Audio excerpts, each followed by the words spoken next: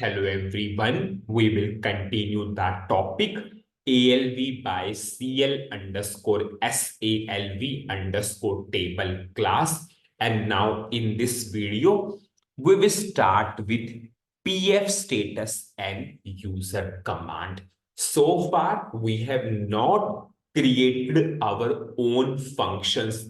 Now we will learn how to create our own functions and how we can write the logic onto those functions. If you remember, during traditional ALV also, when we displayed the ALV using the function modules, reuse ALV list display, reuse ALV grid display, at that time itself, we created our own functions. We have written the logic onto those functions. At that time, we created our own GUI status. We created the buttons in the application toolbar. When we clicked onto those functions, user command called, and we have written the logic in the user command. Now, same to same thing we need to do. Now we need to use the class CL underscore SALV underscore table, and huge amount of learning will be there because here we need to go for different ways. Different way will be there to create the GUI status, to create the buttons in the application toolbar, and then we will write the logic onto those buttons. Suppose if I will show you the sample program, we will achieve same to same requirement. Suppose if I will run this particular program, this is a sample program, we will develop same to same kind of program. We will give the input as sales document number. So firstly, it will display the data from VBAK table. Now, have you seen we have a button in the application toolbar? So we will create our own GUI status. In that GUI status, we will create our own function or button. Whenever user will select a row and click onto that button, it will display the data of that sales order number from VBAP table. Requirement is same to same. Previously, we achieved through double click. Now we will achieve through by clicking onto our own function or own button. So we will learn in this whole videos now how to create our own GUI status, how to add a button in the application toolbar of that GUI status. Whenever user will select a row and click onto that button, how we will display that data of that sales document number from VBAP table. So this is our requirement. Now what I will do, I will create a new program as the requirement is same to same. So whatever the code I can reuse, I will simply copy paste from the double click program because requirement is same to same. Only few things will change. How to create GUI status, how to create the GUI status, how to go for application toolbar, how to add the button, those all things will change. Those things we will write by our own. So what I will do, I will create a new program.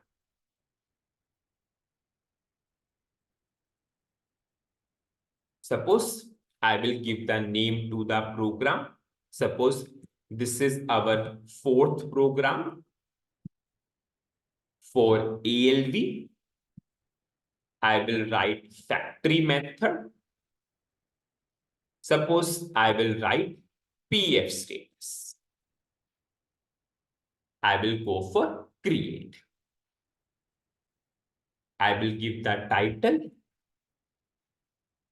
to display the sales order details. I will go for type as executable program. and I will save it as a local object. The input to this program will be sales document number. So what I will do in another session, I will open the double click program, because in double click program also we did same to same thing. So it will save our time.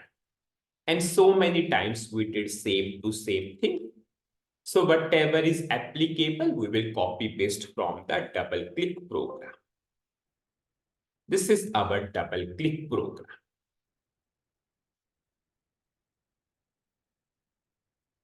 So I will firstly copy the input. You all know we have the input is select option. I will copy. I will declare the variable LV underscore VBELL. I will activate the program. I will provide the selection text. Go to text elements, selection text. I will activate, and this text is coming from data element. So input is ready for the program. Now, up to this, now we need to display that data from VBAK table first. So it means up to that level, everything is same to same. So what I will do, I will copy the structure of VBAK, which we declare structure type. I will declare internal table and work areas. This is internal table and work areas. Now I will write the query. So I will simply write the query to fetch the data from VBAK table. This is our query. And we are displaying the output, ALV output. We are firstly using the factory method, and then we are using the display method. This is our factory method. And now we are going for a display method. I have not made a copy to the program because it will create lots of confusion. So we are only using that code which is required. Slowly, whatever is required, we will do that. I will declare LO underscore ALV1. This is LO underscore ALV1.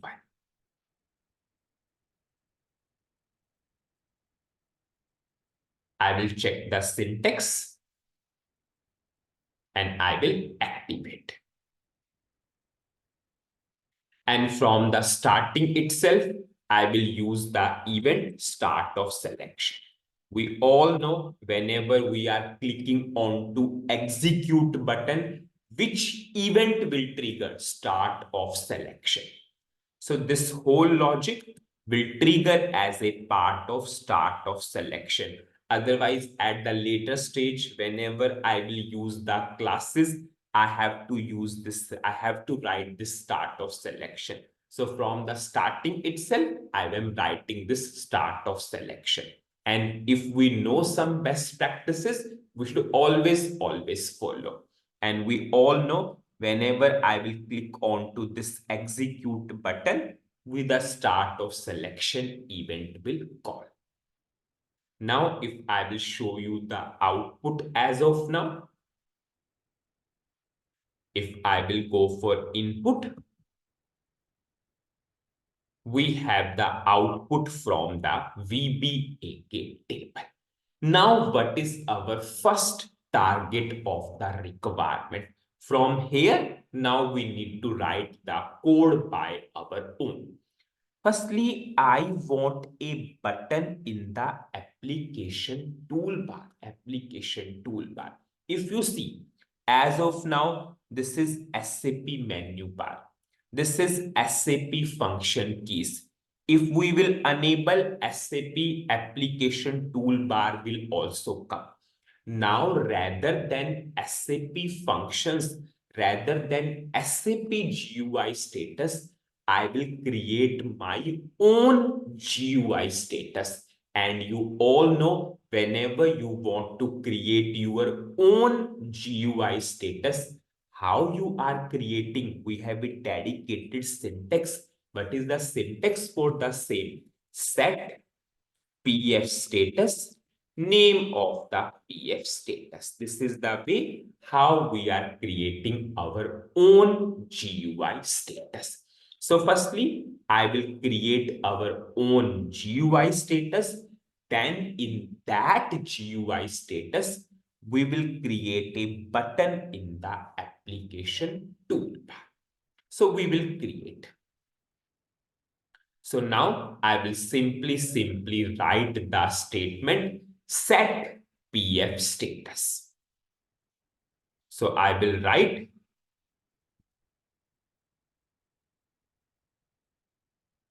set PF status. At the starting itself, we will write after start of selection. Suppose my name of the PF status, suppose I will give orders. You can give any name, it is totally your wish. So firstly, we will create our own GUI status. I will double click. System will ask, do you want to create GUI status? Yes, I want to create GUI status. Yes. I will give the short description. Suppose I will say order screen GUI status. I will go for OK. Now we need to create a button in the application toolbar. Yes, we are creating a button in the application toolbar. I will go for this. Suppose I will go for the button. Suppose I will give display.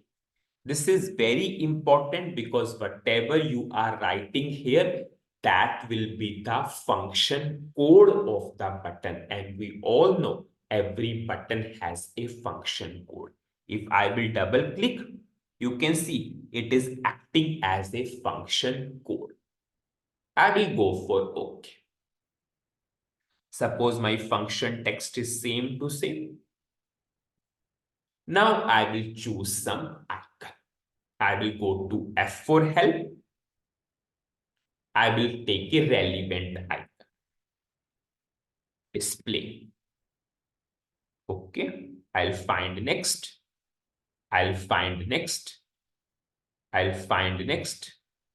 Next. Okay. This is the relevant one. You can take any icon, but just I am taking which looks good. I will choose this icon. Suppose I will give the information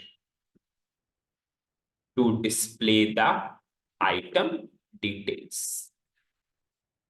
I will go for OK. Suppose I will take the shortcut. Now I will go for OK. I will go for activate. I will activate the program also and the GUI status.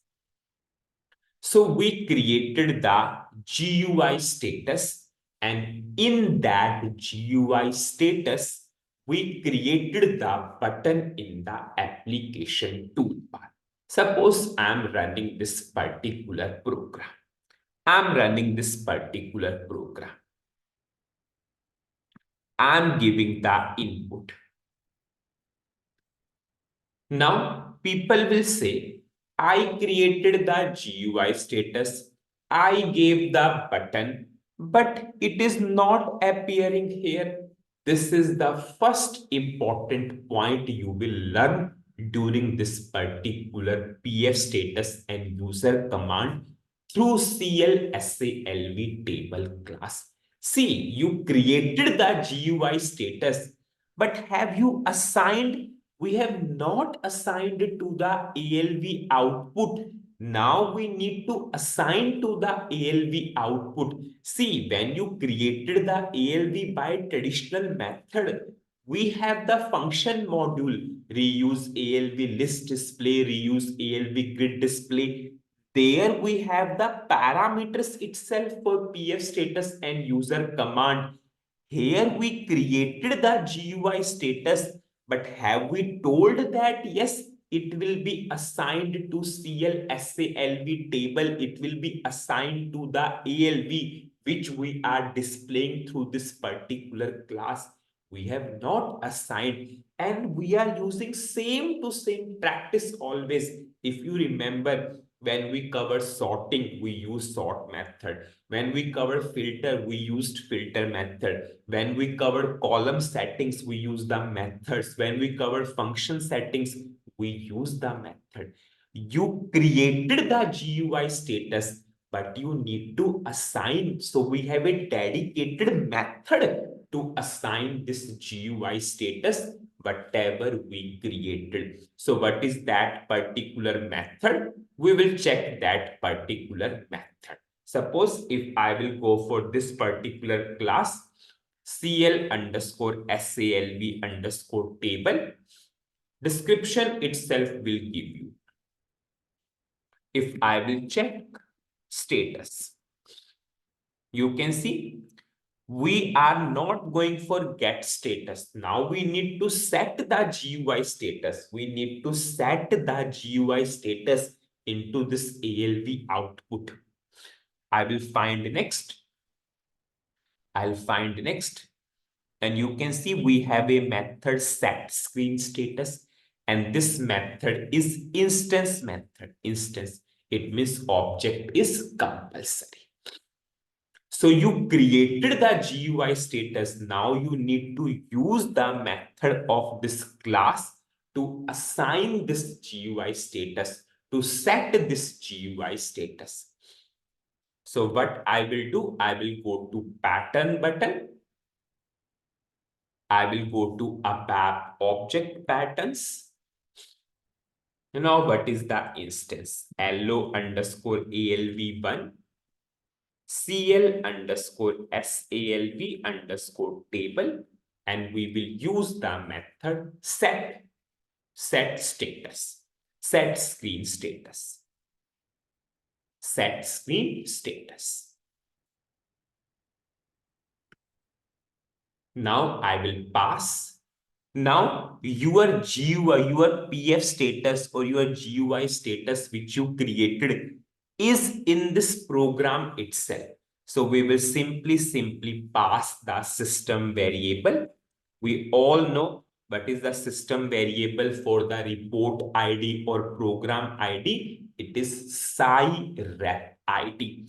We created the GUI status in this program itself. So we pass the reference of same to same program, and SciRep ID, we all know it always return the current program name, current report ID, current report name. Now we will give the name of the PF status. What is the name of your PF status? Order. So I will write order. So firstly, we created our own GUI status, and then we called the method set screen status to assign that GUI status. Now I will check the syntax and activate the program. Now I will run this particular program and show you. If I will give the input, you can see we have that display button in the application toolbar. And see, previously we have so many buttons in the menu bar. They are not coming. This whole function keys are disabled because rather than SAP GUI status, now we are going for our own GUI status. If we enabled the application toolbar, that will also got disabled because we are going for our own GUI status. So what is the summary of this particular video? In this video, we started with how we can go for our own GUI status, or how we can go for our own functions into that GUI status. So for that, what we did, we simply created a new program. In that program, firstly, I displayed that data from VBAK table. That is same to same part, which we are doing in all the previous programs. After that, yes, we need to go for our own GUI status. You all know how you can go for your own GUI status through set PF status, name of the PF status. We created the GUI status. We created the button in the application toolbar. But people think task is over, but why the button is not coming? You created the GUI status, but you have not assigned to the ALV output, which is coming through CLSALV table display method. So we went to the class. We have a method set screen status. We pass the program name and we pass the name of the GUI status. And now we are able to get a button in the application toolbar. In the next video, we will learn how we can go for item data, how we can display the item data on click of this particular button. So that's it in this video. Thank you.